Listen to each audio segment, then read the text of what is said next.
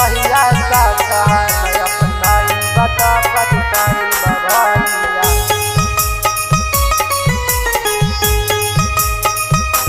जहिया मांग करबावा कई बता पछताई बभैया।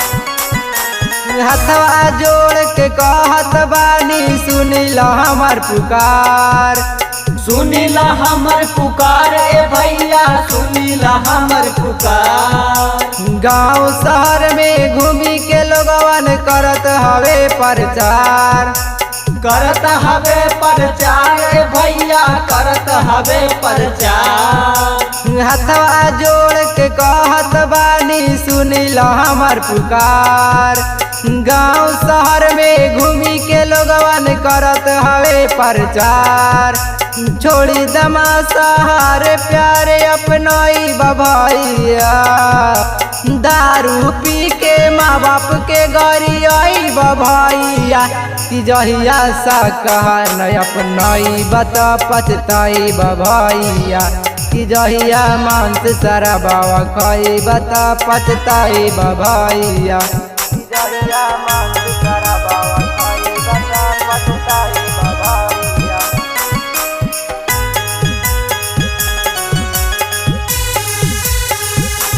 जहिया सा कहन अपनाई बता पछताई बभैया। कहले है बाबा जय गुरुदेव जी समय आई खराब हो, समय आई खराब हो भैया, समय आई खराब हो। पिए के जग में पानी न मिली त कैसे पीबा शराब हो, कैसे पीवा शराब हो भैया, कैसे पीवा शराब हो। आगे आई जब अकाल भूखमरी का खाई भैया। आगे आई जब अकाल भूखमरी का खाई भैया। कि जहिया सा कहन अपनाई बता पछताई बभैया। कि जहिया मांस शराबवा खाई बता पछताई बभैया। जहिया मांग करबावा कई बता पछताई बभैया।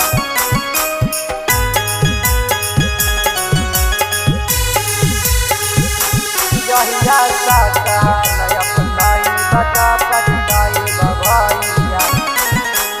कहले है बाबा जय गुरुदेव जी नया बीमारी जागी, नया बीमारी जागी हो भैया, नया बीमारी जागी। माँ भागिए जब बेटा छोड़ के डॉक्टर रोगी भागी। डॉक्टर रोगी भागी हो भैया, डॉक्टर रोगी भागी। कहले है बाबा जय गुरुदेव जी नया बीमारी जागी। माँ भागिए जब बेटा छोड़ के डॉक्टर रोगी भागी। लाशों पे लाशों का होगा नजारा का दिखाई भैया। घर घर लाश सड़ेगी का तू जलाई भैया।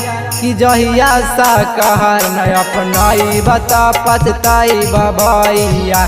कि जहिया मांस शराबवा खाई बता पछताई भैया। गांव शहर में घूमी के लोगवन करत हवे प्रचार। छोड़ी दमासहार प्यारे अपनाई बभैया।